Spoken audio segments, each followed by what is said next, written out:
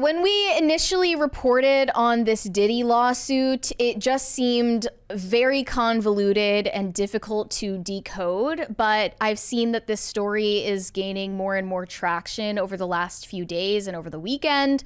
So I decided it would be best for us to revisit it because the details are getting more and more disturbing, and I feel like the media coverage didn't fully articulate a lot of these stories.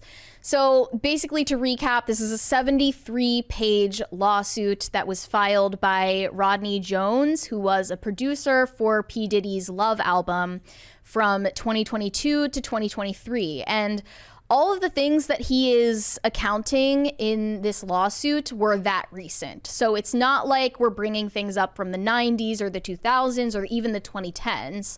This is all recent stuff. So not only did this producer allege that he was the victim of sexual misconduct, but he made it much more broad and basically said that P. Diddy was running a RICO Enterprise out of his Miami home, trafficking in guns, in drugs, and procuring prostitutes, some of them underage, and engaging in a lot of sexual misconduct, basically, through this whole power structure that he's built around himself. And it just gets deeper and deeper. So essentially, people are calling him the Jeffrey Epstein of the music industry, or at least the rap industry, the rap world, because it's an open question that we're not going to answer today because we're just, basing this off of what information is available to us. It's an open question how much of the entertainment industry and politics and every industry is hinging upon a network of sexual blackmail leverage, basically. Yeah. And it seems like if that is the case in the music industry, P. Diddy and his associates are the ones controlling it. And you can either be complicit in the sexual blackmail network and you will be rewarded for it in your career and you will be at the top of the charts.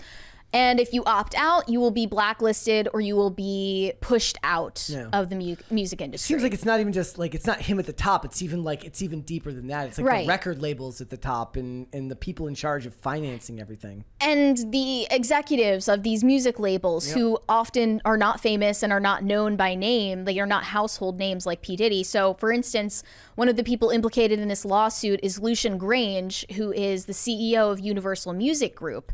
And it noted that Lucian Grange was also at these parties where it was known by everyone there that they were spiking drinks, that they were inviting underage prostitutes, both male and female. But somebody also, a woman came out recently. There was the picture in that lawsuit that said this woman's underage, and that woman has since come out and said that this is her and I was not underage when this was taken. Well, if it's just an individual photo, that's accompanying what they claim is over 100 hours of video footage proving illegal activity by P. Diddy. Yeah.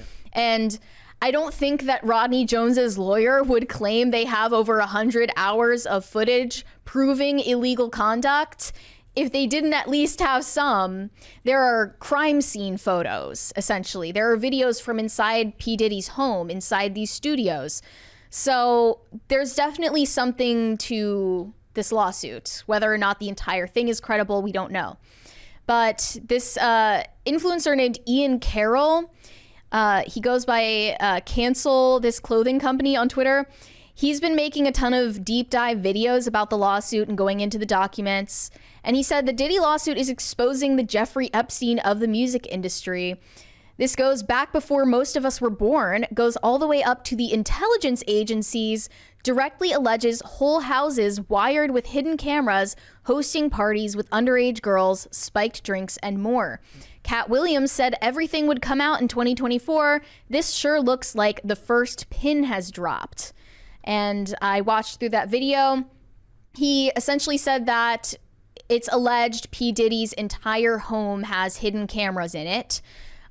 Just as a Jeffrey Epstein style blackmail honeypot. So anyone who is invited to these parties, which he referred to as freak-offs, TM, trademark, would be criminally implicated in what is going on in that room. Therefore, they have to comply with the demands of P. Diddy and other executives who are there, who are running the whole thing. Yeah. So this says Sean Combs is accused of trafficking underage women. This lawsuit also claims that Diddy's girlfriend, Young Miami, is complicit in the trafficking and allegedly sexually assaulted the producer Rodney Jones with her cousin. Their photos are listed below. Diddy is allegedly recordings of music executives, top athletes, politicians, etc. In these recordings, Diddy has alleged compromising sexual videos of many people taken without consent. Producer Stevie J was listed, and there are other unnamed people in the music industry. The crazy thing is, like, when you really think about it, like, does this end up going the same way as like what happened with Epstein and Maxwell, where it's like, say like a couple years from now, he gets prosecuted, he goes to jail, and then no clients, no nothing comes out. It's just he was trafficking to nobody because nobody else will be named. Epstein and his client list and it being on this private island and who knows what's going on there, the stakes are higher because we're talking about world leaders. Yeah. In this situation, it seems like a smaller scale blackmail operation on people in the entertainment industry, not so much politicians. I mean, but a lot of those politicians would have rubbed elbows with all of these entertainers. There was like the thing where they show like it's all the people Barack Obama has given like the Presidential Medal of Freedom to, and it's like when you really think about it, how many? It's like 6 degrees of Kevin Bacon. Mm-hmm. How far away are each of these people that will be accused of these things from some world leader or some politician who has some say in the way that your tax money is spent? Mm-hmm. And further evidence supporting the idea that P. Diddy is an equivalent of Epstein in the music industry is that he has his own Ghislaine Maxwell. It's his chief of staff, and I was literally stalking her on LinkedIn earlier. Her name is Christina Karam. This is Diddy's chief of staff, who Rodney Jones alleges in his lawsuit procured sex workers for P. Diddy and would instruct her staff to lace alcohol with ecstasy and other illicit drugs, and required all employees, from the butler, the chef, to the housekeepers, to walk around with a pouch or a fanny pack filled with cocaine, GHB, ecstasy, and other drugs. I guess in case Diddy just came across one of them and wanted a bump. Karam has not responded to request for comment. But it sounds like, since she is implicated in this lawsuit, she could also end up on trial for this. There's a $20 super chat here from Alphonse. Says, I'm a bit late, just got to the People's Joker. How did Bob Odenkirk go from Better Call Saul and Nobody to this? From Breaking Bad, Better Call Saul and Nobody to this? To quote the Joker, I'd laugh if it weren't so pathetic. Oh, what the heck? I'll laugh anyways. I am curious, like, what his part is. Doing a favor to somebody. Maybe, I don't know. Like it's actually part of the blackmail operation. Yeah. Also, he points out in the video, he goes, "My guess is P. Diddy doesn't know how to set up secure like hidden cameras in all the rooms of his house. People had to be in on this." Good point. Yeah, there are a lot of moving parts and a lot of powerful people involved, and most of them probably aren't named yet. And another thing, here's this interesting detail: P. Diddy has hired the same lawyer that defended Ghislaine Maxwell in defense for his 2003 rape case. Now, that is not the lawsuit in question. That's for the rape case that we talked about months ago, right? Correct. And I forget what that woman's name was. Was she anonymous or did she come forward? Anonymous, but a judge just recently ruled that they have to come forward. Okay. For the case to go forward. Yeah. And then another thing to raise some eyebrows about is Meek Mill was recently involved in a car accident, and he was one of the people that was allegedly hinted at in this lawsuit document as having done homosexual acts with P. Diddy and these male sex workers in this blackmail operation. He posted on his Instagram story, because he just got this new car and crashed it. He said, the GMC whole brake pedal slipped off my first time driving. And someone said, does Meek Mill not understand how sabotage and witness silencing tactics work? Hello? That gets the conspiracy brain tingling. It does. And then also, a lot of people have theorized over the years that P. Diddy was responsible for putting a hit out on Tupac. Yep. Which P has been asked about several times, and he always deflects and says, "We're not going to address the nonsense." That's a ridiculous question. Is that what he said on Breakfast Club? I think. Yeah. So. He definitely, whether he had anything to do with Tupac's death or not, he benefited from it because there was a power vacuum that opened up for him in the rap industry after Tupac died. That was the age I grew up in, right? And it was crazy to watch all of that happen. And as somebody who grew up loving Tupac and Biggie, and obviously being kind of disconnected from that world, growing up in the suburbs of the Midwest, very, very different, right? But like you see to what he rose to become afterwards. In a lot of ways, it's funny because I was reading about Master P, the rapper Master P, and the empire that he built for himself afterwards. And it's kind of, you're right, it's like a power vacuum for them. So to see all that come to fruition, the world would look very different if they hadn't died. And certainly he would be famous, but I don't know if he would be the business powerhouse that he is today, if not for those incidents. And that's to say nothing of whether he was responsible for Tupac's death, but the objective truth is he benefited from it in some indirect way. One of the other things that he mentions in that video, the influencer, he talks about how all of the documents and the articles that have been written about the CIA's involvement with rap music and the desire to push criminality through the lyrics as a way of filling private prisons. Like there's endless tendrils of this that could be done, individual videos on all of this stuff. They reference NWA in that and stuff like that. All like literally the theory, as it came from a former CIA operative, they said that the CIA was involved in writing the lyrics for NWA in order to create a different culture for black people and enrich private prisons. By enforcing and promoting criminality through these lyrics. Remember when we talked about the last time we talked about when Creed was going back on tour, and they mentioned that the last time a rock song was the #1 on Billboard was like 2001. Wow. And like I don't remember if that was the exact. They said it was like that. The 2001 was like the last time just a traditional rock song was like #1 on Billboard. I could be wrong about that, but that's what I think that they said, right? And you did see a shift away in the culture and where music went, and what radio looks like now is very different from what radio looked like 20 years ago. Yeah, I mean, country songs that was just last year or this year that they were on top of the charts, but. Overall, it does make sense that there seems to be some kind of conspiring going on at the top of the music industry.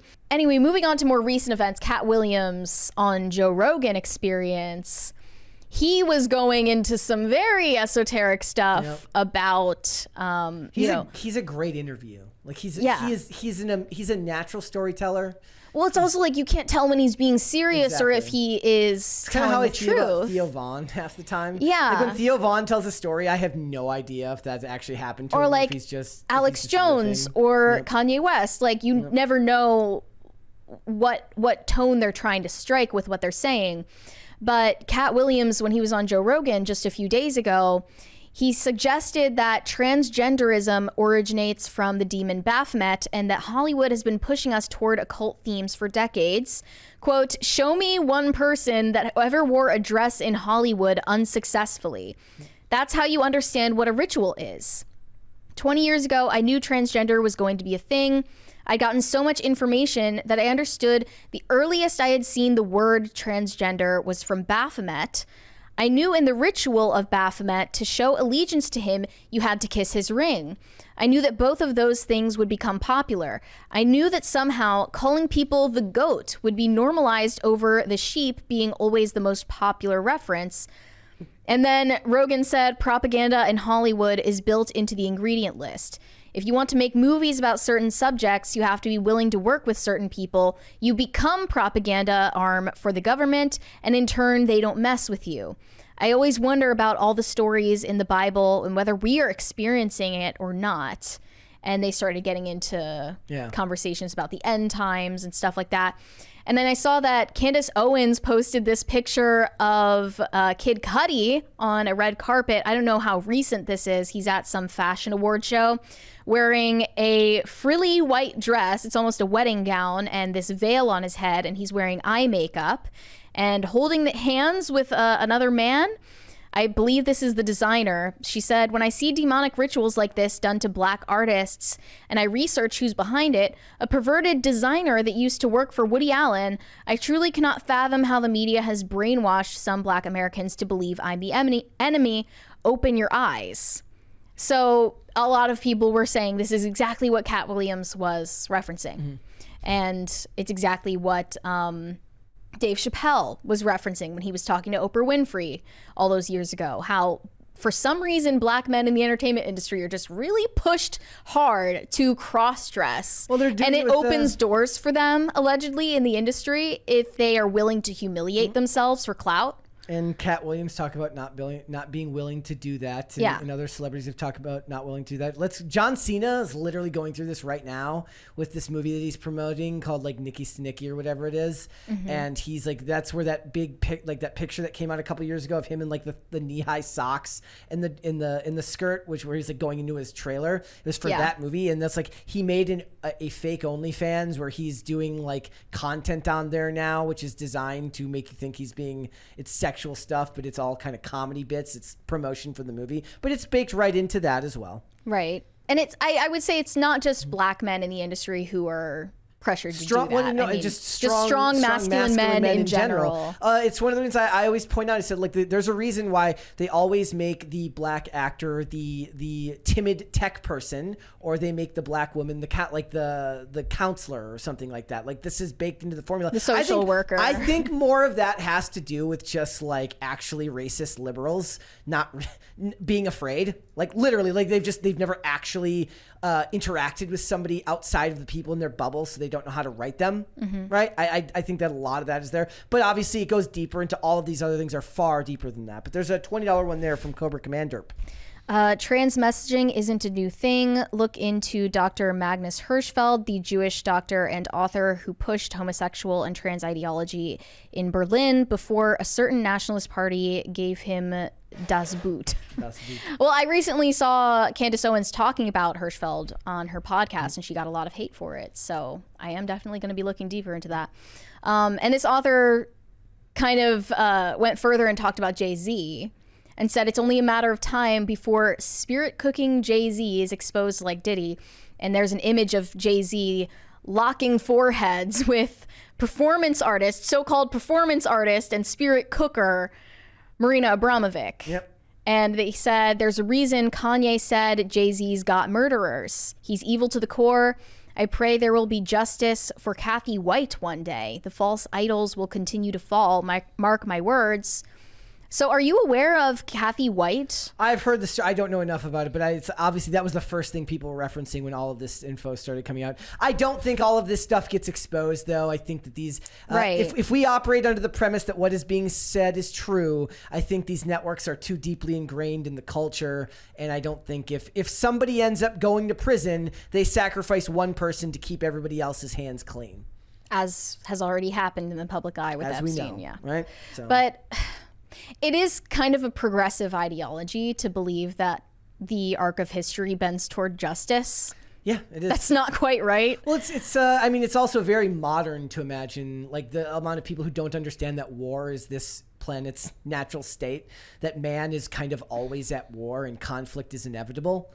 Right. Yeah. And we just living in the West, living in a place like America where you're so shut off from so much of the dangers of the world, you kind of, we were talking the other day and I was kind of like, there is this idea. And I think part of it to me, it was talking more about the storytelling in Hollywood these days, or even when we're talking about casting or how people are getting paid for movies, there is a certain female obsession with the idea of fairness.